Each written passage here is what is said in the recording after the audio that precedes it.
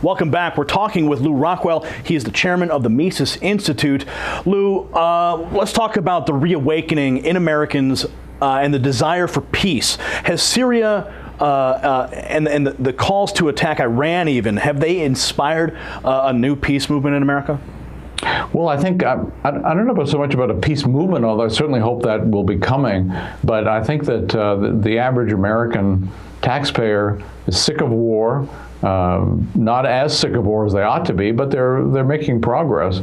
And it's quite a wonderful thing to see. Murray Rothbard always used to talk about how it was, no matter how discouraged we might be, no matter how bleak things might look to us, to keep reading, keep writing, keep speaking, keep telling the truth about liberty and about the state, because the climate of opinion, which runs everything, can change radically, and it can change very quickly. So I would say, especially because of the work that Ron Paul has done in his 2 presidential campaigns, and there was a bunch of Pew Foundation polls of young Americans in 2007 that showed that the thing they loved most about Ron Paul, college kids and other young Americans, was his stance for peace.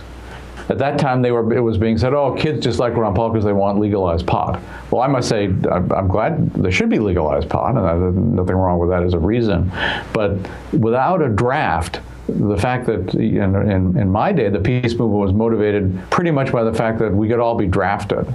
And again, nothing wrong with that, because the draft is slavery and it's horrendous, and of course we were right to oppose it, and we should oppose it now. But to these kids who are not facing a draft, but simply out of their moral vision, understand what's wrong with war, why it's, murdering people. It's mass murder by the government.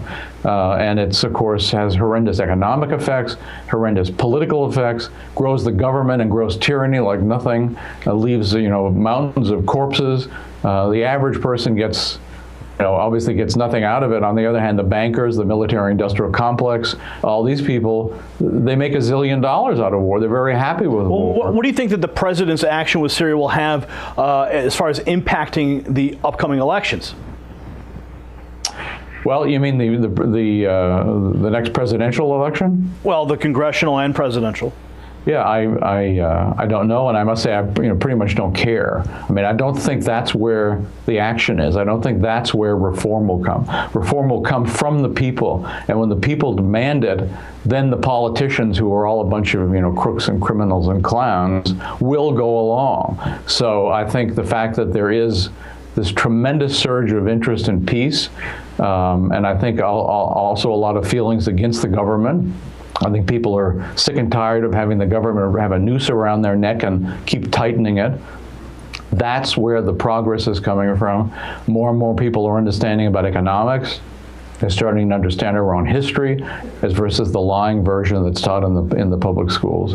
This is the reason to be so enthusiastic, so optimistic about the future, because America's young people are not believing the lies anymore. I want to talk about not accepting the lies. I want to talk about the future. You mentioned Ron Paul. You were his chief of staff, and Ron Paul always referred to, during his campaigns, he referred to the liberty movement. He referred to the liberty message. Can you define those terms for our viewers?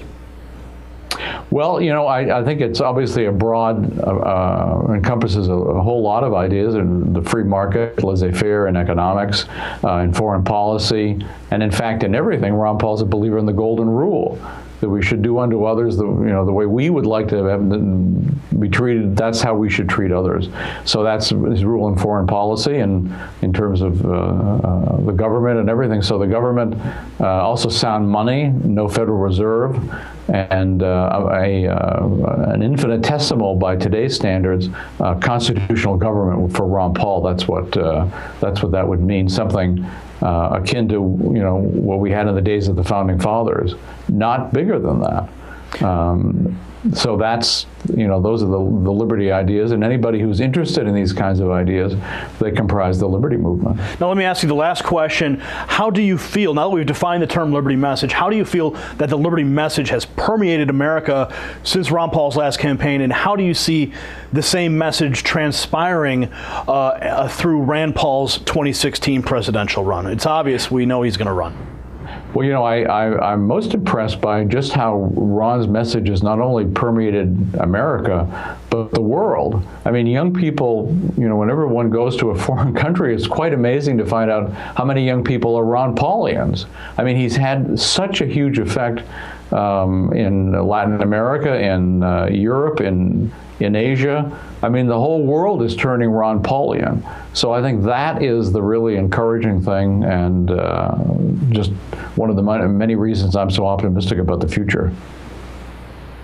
All right, Lou, thanks for joining us on WHGT World News. We still got a lot more coming up. Stay tuned. We'll be right back.